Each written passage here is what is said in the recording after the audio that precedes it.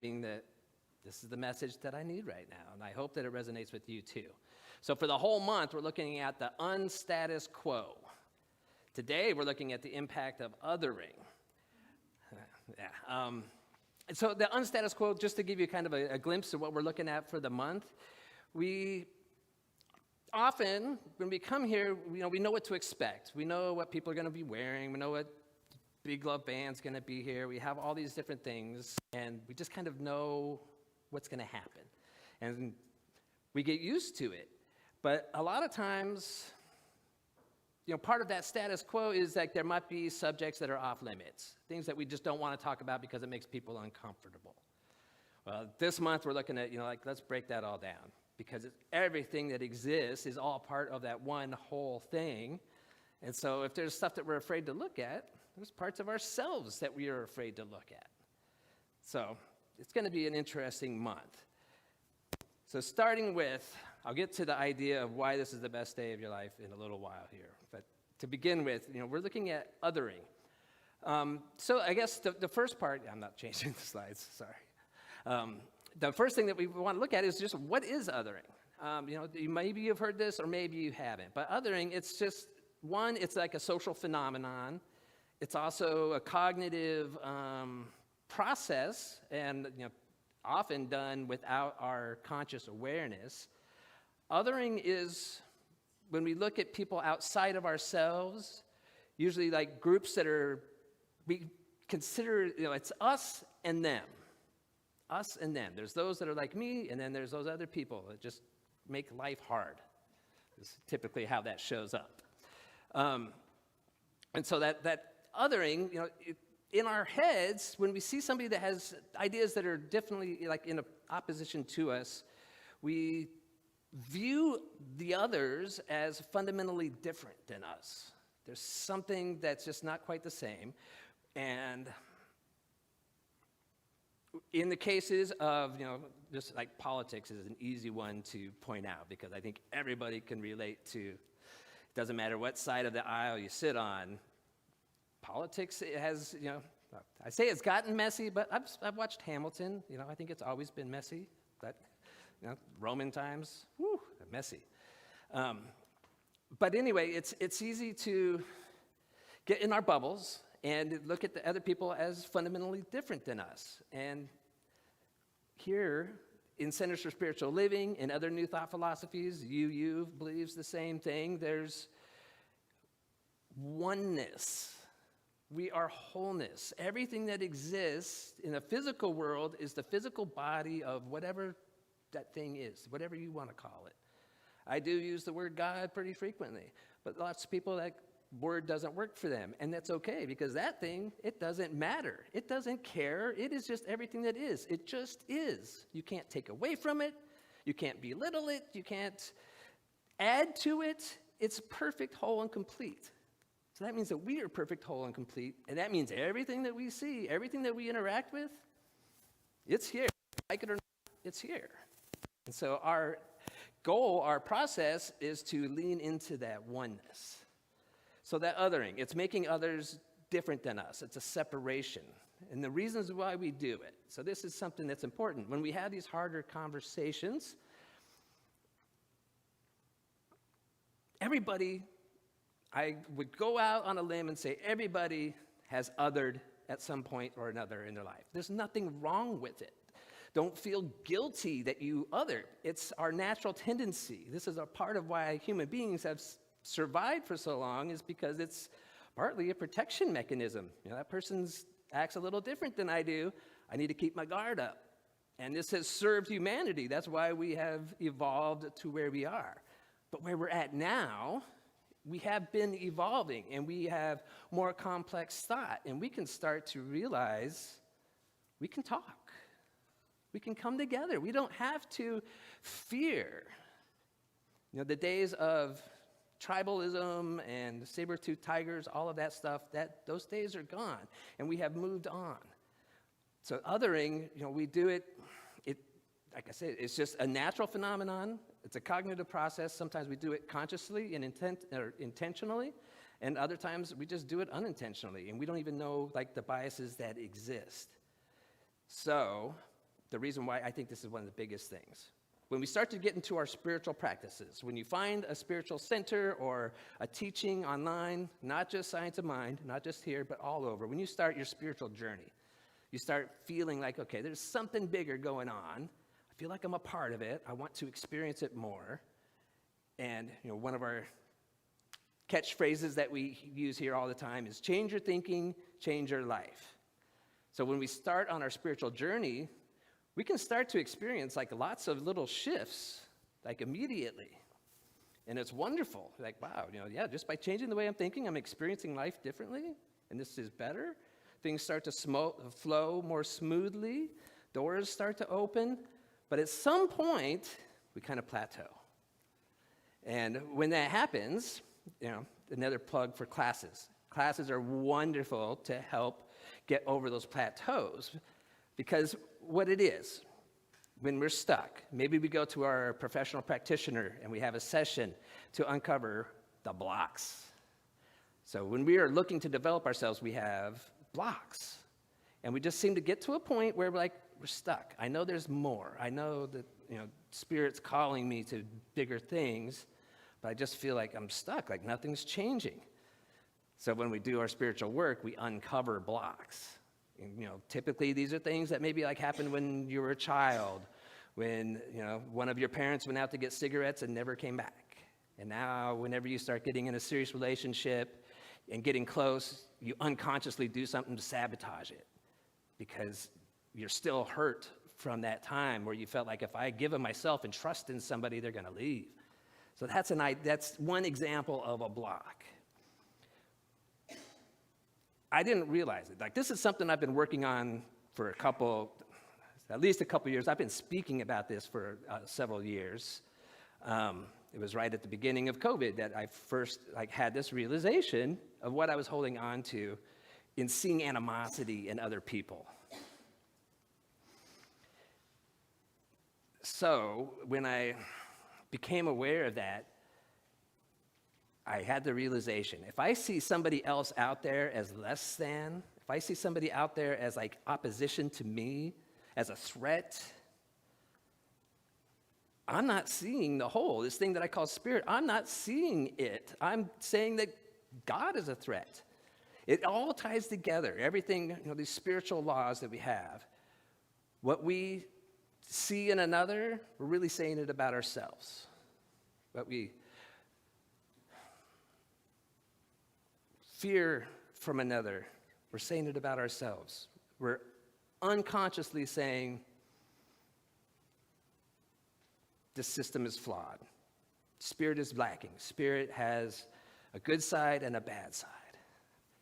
All of that doesn't exist. It exists here in this physical world. We have that experience, but that's not the case in the whole thing. So the block for me, and maybe for you, is to see the others as an extension of yourself. So part of the problem that comes in when we're othering in this way, when it's somebody that we're in opposition with,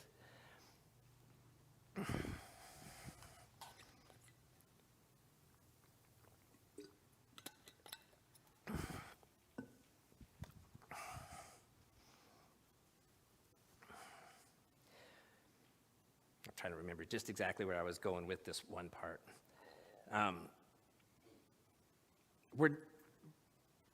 We talk a lot about evolving into a new way of being. Eckhart Tolle talks about the new earth. We talk about a shift in consciousness, that there is an evolution happening. And we've seen it. It's a gradual process of we are becoming more kind, we're becoming more humane, we're starting to recognize better where people are not being served. We're starting to hear, groups of people, marginalized groups that are raising their hand and saying, this is not a world that works for me right now. There's parts of this world that don't. And I think, really, there's parts of this world that don't work.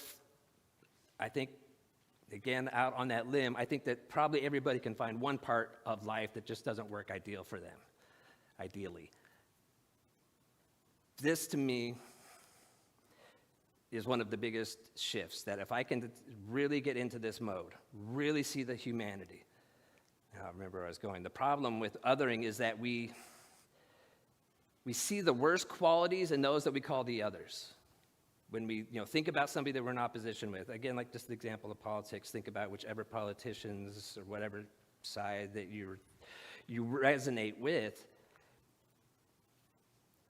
You see a lot of blanket things. They're all evil. They all want this, which is like something like really absurd. Like, really? Like all of them, all of us want this? It doesn't make sense, but that's what we do. We blow these things up, and it protects us. It keeps our sense of identity of being superior, of being right, and where it falls apart in society is then we never come together to create solutions, to create this shift. And when we look at our own, what we consider our own group, we see the best qualities. We love them. I resonate with them because I'm right, and they're saying the same thing, so they're right, so I like them. But those other people, I don't. But we are not separated. We are all one. And so for myself, I have to constantly remind myself, like, I see that person in the news saying something that, is so absurd and it makes me angry, and I want to go and argue with people online, be that keyboard warrior, like, can you believe this, yada, yada. Your energy is low. It's not healthy for you. It's not healthy for society, and it's not going to get us to that place to where we want to go. So getting over this one block, and like I said, I've been working on it for a couple years, could be the biggest breakthrough that you ever have. I really believe that, judging just from how long it's taking me to get over this one block, because it's a big block. But when we do, like, life opens up. Life is rich. Ernest Holmes, there's a quote that came out of an article that he wrote, and I'll read it for anybody that can't see it. It says, while all people have the same origin. So here he's talking about we all come from the same place, that same one infinite life force. So while all people have that same origin, no two are alike except in ultimate essence. That ultimate essence, we are spirit. A person is an individualized center of God consciousness and spiritual power. We all share that one mind, the one power, it's the life force itself. As complete as they know themselves to be, and they know themselves only as they comprehend their relationship to the whole. So your relationship to the whole and how you comprehend it can't go above that place of where you're othering or where I'm othering.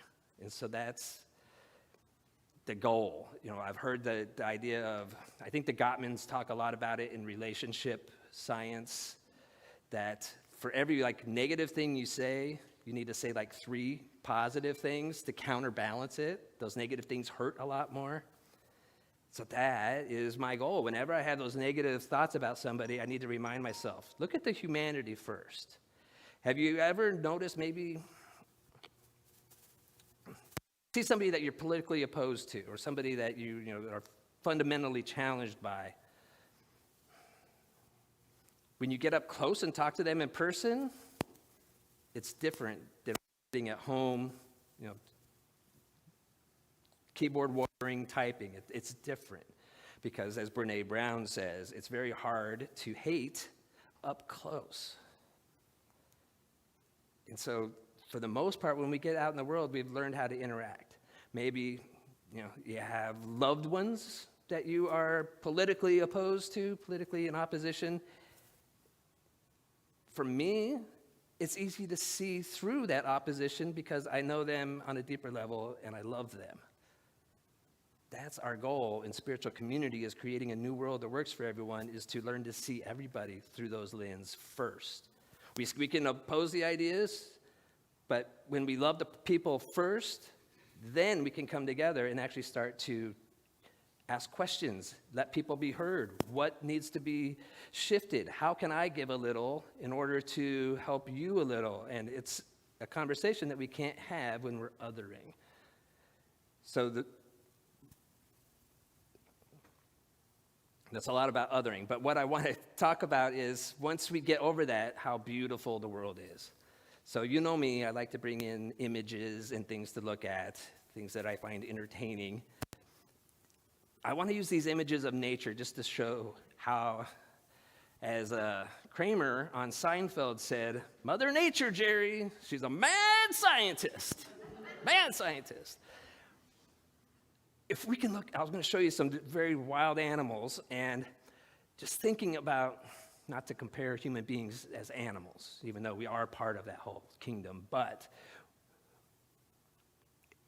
to celebrate the differences, the things that cause, like the culture wars that are going on right now. My personal philosophy that I want to do is just celebrate everybody.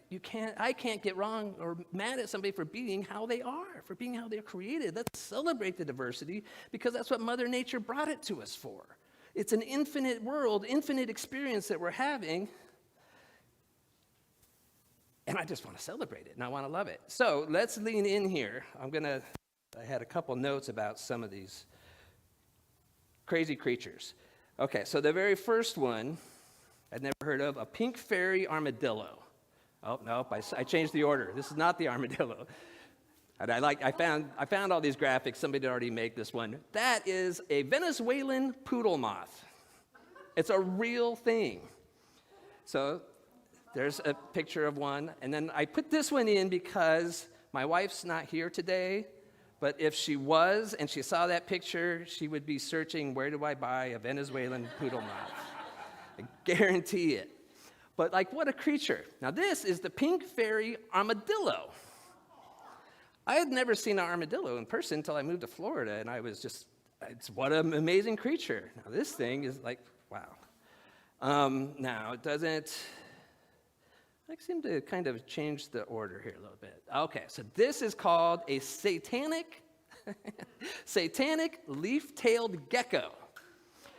And the videos, when you see them, they blend in, they look like leaves. It's amazing. And I'm like, but that's kind of a harsh name, satanic? Well, that's what it looks like from the front. These animals, I have never seen these. Now, okay, so thinking of this next one's the stuff that nightmares are made of. Anybody, especially maybe that watched Stranger Things. Oh, no, not this one. My order, I have messed up my order somehow. This is this is called a potu bird. And the eyes, I can't get over it. What an amazing, diverse creature that I just could look at all day. Okay, now this next one I'm thinking is the stuff nightmares is made of. Yes. That is a star-nosed mole.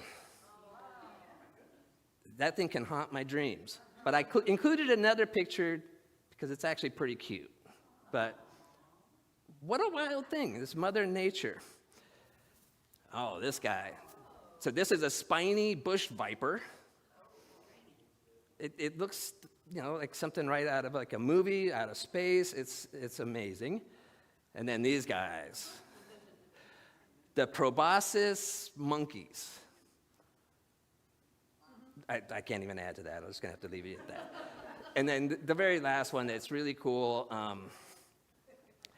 And this next one, it might be worth looking up for you. In Harry Potter, do you remember the hippogriff? There's the creatures that they had to learn how to ride, and when they approach them first, they had to do some kind of a bowing thing. And, to show no fear, and you bow, and then it bows back, and then you can go and pet it, ride it, whatever. Well, this is where that inspiration came from. This is a spoon-billed stork. This bird, it stands about this tall, a few feet off the ground. It is a real creature, yes. And it does this thing when you meet it where you bow to it and it bows to you. And they can be kind of aggressive. I didn't include one picture that showed one of these eating a monkey. Wild, it's like a dinosaur bird. But it does this thing where it bows, and once it's bowed enough and it feels comfortable, then it makes this machine gun sound. It's brrr, in its throat. Amazing creature. So I just included all of these just to remind us. It's the differences in one another that make this world so exciting. I've been blessed in my life to get outside of my comfort zones. I grew up in Wyoming. I had a very sheltered upbringing, very, white, cisgendered, heterosexual kind of experience. I worked a job in Denver for 5 years where I was in the minority as far as heterosexual and LGBTQ people. Loved that job. I didn't have issues with LGBTQ at that point. Growing up in Wyoming, I kind of went along with the crowd. But at this point, I was like, yeah, I'm ready to work here. I liked the restaurant before I got the job. But having that experience of being the minority for 5 years, and I know it's not quite the same because I'm still that predominant white cisgendered person, heterosexual, but expanding my experience by working with diverse people that I didn't know much about a culture before, all of a sudden life added this whole other spectrum of things that are pretty awful that I would hear about happening to people, and then also just like the joy and seeing that common thread that we all have. And the same thing, with like racial identity. I was blessed after that when I moved into Cleveland. The CSL that's there, the Center for Spiritual Living, is predominantly black. And I would see people come in, from CSLs, like, oh yeah, I'm visiting from California. And they would be a white person that would come in, and I think they just felt too uncomfortable. They wouldn't come back. Like, I moved here, and then we wouldn't see them again. But that was such an enriching experience for me to get to hear.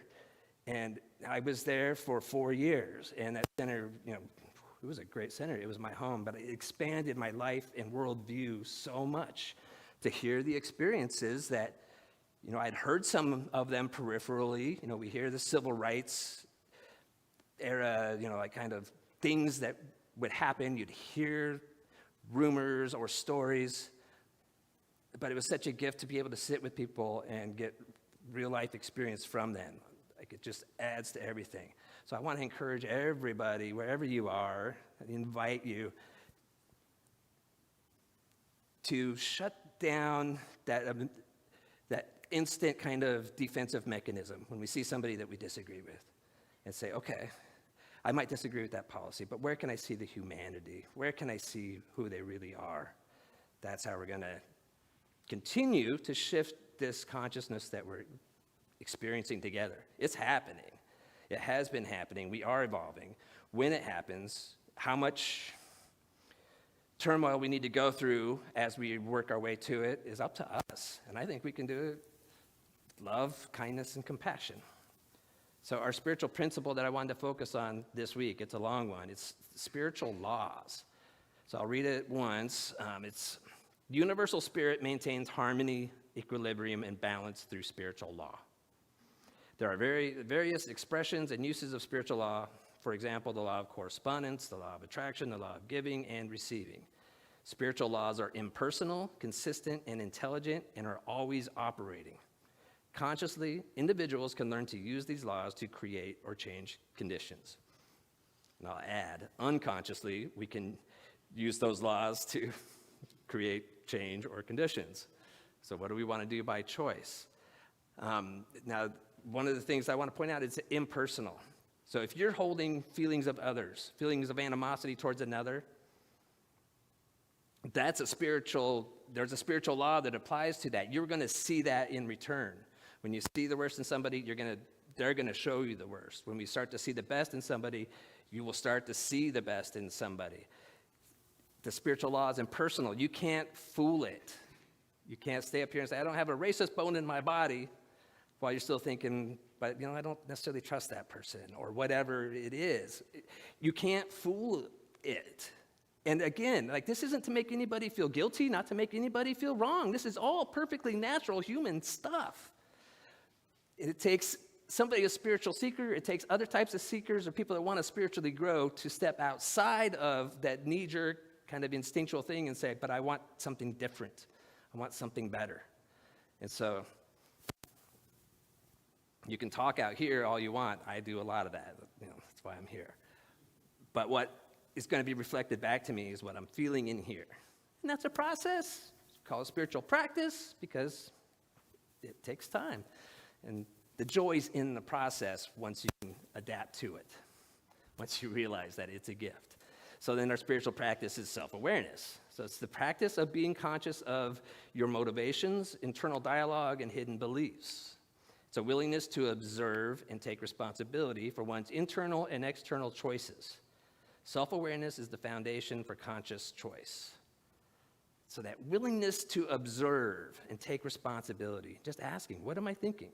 oh, where did that thought come from? Is that really what I think? Is that thought serving me? Is that making my life more enjoyable, or is it making me feel kind of constricted and feeling like animosity, I'm going to use that word again, towards others. One creates harmony in our own lives, and the other, it's just that tension. And again, right now, it's a big presidential election year. There's a lot of animosity. There's a lot of people that are really struggling with what's going on out there. And I just know when I think these thoughts, I feel better. I sleep better. And so it's amazing, again, Mother Nature, how perfect and diverse and infinite it is, because the things that we need to do to evolve as a species also feel good. They create more harmony in our own personal lives. It's a win-win the more that we can open up into this. So then I'll just end with the affirmation. Well, I say end, I've got one more quote. But the affirmation is, I see the world through the lens of oneness. And I really should have capitalized the O there on oneness, because that oneness is the infinite. We capitalize it to symbolize like that is God or that is spirit. So I see the world through the lens of oneness. So if you're with me and you want to join me on the affirmation, just say it out loud with some feeling. Say, I see the world through the lens of oneness. That's our work this week, is to remember our oneness. And I want to finish with a quote. I have a hard time saying the person's name. Rabindranath Tagore was an Indian poet and playwright, and he said, we live in this world when we love it. And there's a part of the world that we don't really love. It's kind of saying, I don't love the world. But when we recognize, like, you know what, it's amazing how it is, you can't take away like one group of people that I disagree with, it wouldn't be whole anymore. I wouldn't have the lessons that I get. I wouldn't learn and grow by meeting other people and hearing ideas that I'd never thought of before. So when we lean into it and we just say this world is worth living and loving, life opens up. So with that, let's go ahead and take it in within, and we'll just take a moment just to sit in this presence. So however you like to get comfortable, I invite you to open up your mind, open up your heart space, and just breathe into the center of your chest and just ask, Spirit, show me who you are, what I am, what everyone else is. That one infinite presence that manifests in life in all the various diverse, crazy ways. And knowing each and every person is that I am that, I know we all stem from the one consciousness. The thoughts that arise in my mind come from the same source of the thoughts that rise in another, and that each and every person is always growing, learning, taking in more experience to create who and what they are. So I affirm and avow that we are absolutely on that upward spiral of human evolution, that our collective is moving into a place that does work for everyone, a place where everyone's needs are met, a place where we can let go of the defensive, protective mechanisms, opening up to trust in spirit, to free our minds to endless possibilities.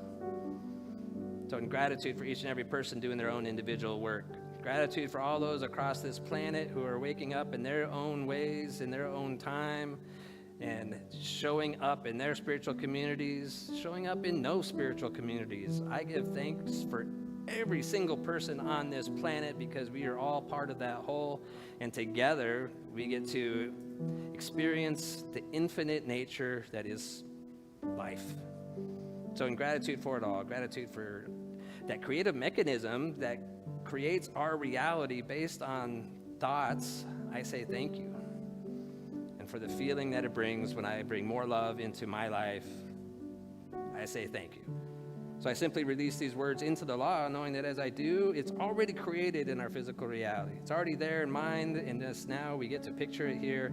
And if you're in agreement, please join me as we say, and so it is. So it is. Thank you.